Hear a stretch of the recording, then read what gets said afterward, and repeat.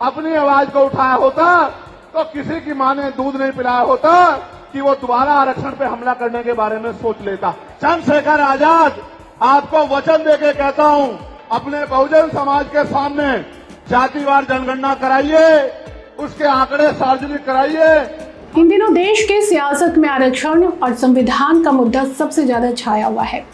साथ ही चुनावी मौसम में हर पार्टी अपनी ताकत दिखाने में जुटी हुई है। इस बीच आजाद समाज पार्टी के अध्यक्ष चंद्रशेखर आजाद रावण की एक रैली की तस्वीरें चर्चा में है। किस तरह का असर होगा इसकी बात हम जरूर करेंगे, लेकिन उससे पहले रैली के बारे में बात कर लेते हैं। चंद्रशेखर आजाद ने जातिगत जनगणना और आरक्षण को लेकर दिल्ली में ये रैली बुलाई थी, जिसमें यूपी समेत दूसरे राज्यों से भी बड़ी संख्या में लोग पहुंचे थे। ये भीड़ चंद्रशेखर का हौसला बढ़ाने वाली थी। जब वो स्टेज पर पहुंचे तो शानदार स्वागत किया गया। स्टेडियम में भी जगह जगह संविधान बचाओ, आरक्षण बचाओ के पोस्टर लगे दिखाई दिए।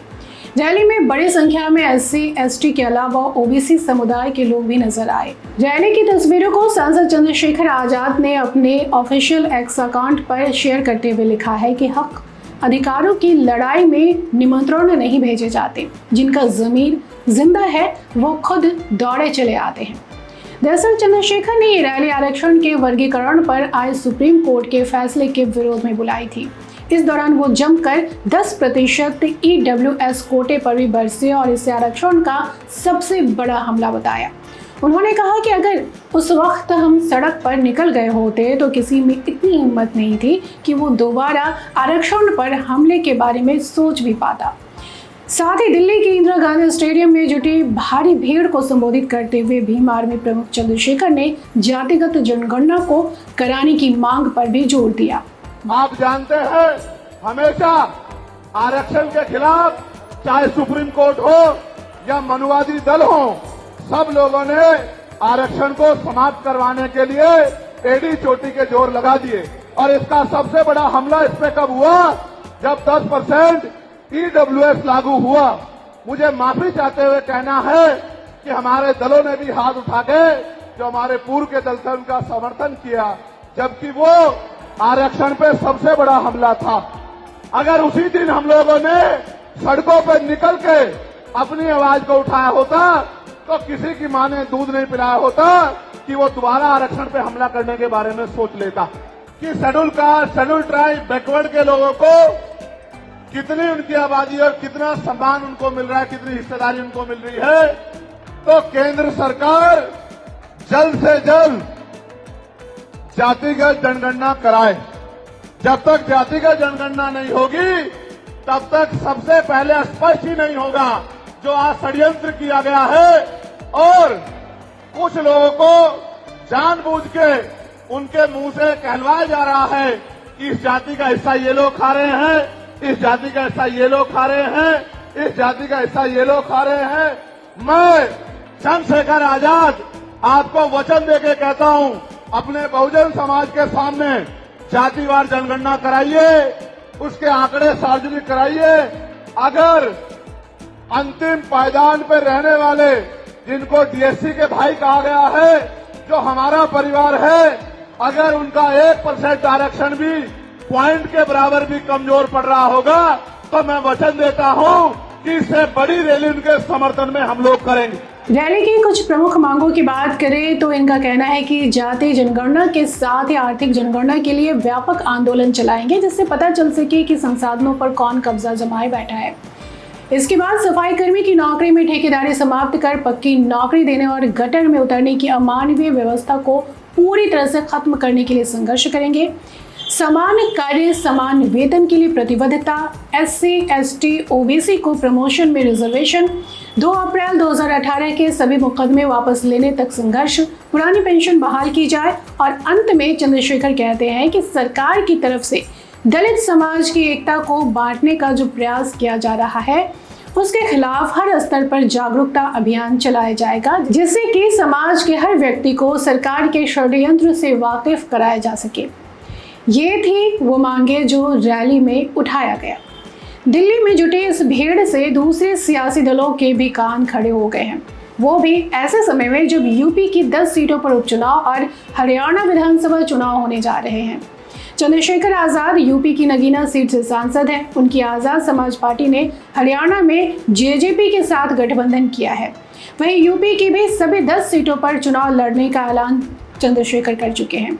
लेकिन इन चुनाव से पहले ये विशाल रैली बुलाकर चंद्रशेखर ने अगले साल दिल्ली में होने वाले विधानसभा चुनाव को लेकर भी ट्रेलर दिखा दिया है। जाहिर है कि इसका असर आगामी चुनाव में देखने को जरूर मिल सकता है। चंद्रशेखर आजाद भी इसे भली भांति समझते हैं, इसलिए अब वो इस मुद्दे पर अपनी ताकत दिखाकर लोगों को साथ जोड़ने में लगे हुए हैं। कैसे मजबूती मिल रही है चंद्रशेखर को, इसकी बात करें तो थोड़ा पीछे जाना होगा। हाल ही में बीते लोकसभा चुनाव की ही बात करें तो मायावती ने चंद्रशेखर को दलित नेता का तमगा ना देते हुए किनारा कर लिया। चंद्रशेखर ने समाजवादी पार्टी के राष्ट्रीय अध्यक्ष अखिलेश यादव से भी लोकसभा चुनाव में सीट की पेशकश की, लेकिन उन्होंने भी दरकिनार कर दिया। बावजूद अपनी पार्टी के बूते चुनाव में चंद्रशेखर ने मजबूती से जीत हासिल की। चंद्रशेखर की जीत को दलित सियासत के लिए बड़ा बदलाव माना जा रहा है। चंद्रशेखर की बढ़ती लोकप्रियता के मद्देनजर बसपा सुप्रीमो मायावती ने नगीना पर फोकस किया। उन्होंने अपने भतीजे आकाश आनंद को स्टार प्रचारक के रूप में नगीना भेजा। आकाश ने अपने चुनाव प्रचार की शुरुआत नगीना से ही की थी। मायावती ने खुद भी बिजनौर जिले में सभा कर चंद्रशेखर का नाम लिए बगैर तमाम निशाने साधे, लेकिन सब चूक गए और चंद्रशेखर के मुकुट में नगीना सज गया। अब यूपी में चंद्रशेखर ने किसी भी पार्टी से गठबंधन करने से इनकार कर दिया है। उनका कहना है कि गठबंधन जनता से है और इसी के सहारे यूपी में उपचुनाव लड़ेंगे। चंद्रशेखर लगातार दलित, मुस्लिम, आदिवासियों की आवाज उठा रहे हैं। यही वजह है कि ये कहना गलत नहीं होगा कि मायावती के वोटर्स आजाद के साथ शिफ्ट हो रहे हैं। ऐसा इसलिए कि लोकसभा चुनाव में दलित नेता चंद्रशेखर आजाद ने उत्तर प्रदेश की नगीना सुरक्षित सीट पर भारतीय जनता पार्टी के ओम कुमार को 1.5 लाख से भी ज्यादा वोटों से हराकर जीत हासिल की है। इस सीट पर बहुजन समाज पार्टी बीएसपी के उम्मीदवार सुरेंद्र पाल सिंह चौथे नंबर पर रहे, जिन्हें महज 13,000 वोट ही मिले। यह अहम है क्योंकि साल 2019 में बसपा प्रत्याशी गिरीश चंद्र ने इस सीट पर जीत दर्ज की थी।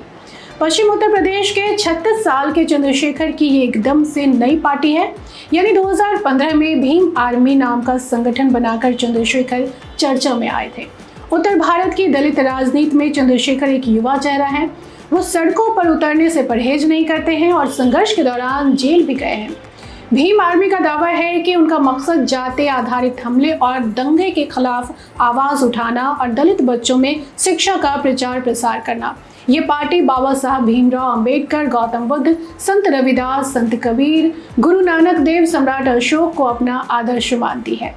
मायावती का राष्ट्रीय राजनीति में धीरे धीरे अप्रासंगिक होना और चंद्रशेखर की जीत ने उन्हें ये मौका दिया है कि वो पूरे भारत में अपना संगठन मजबूत करे।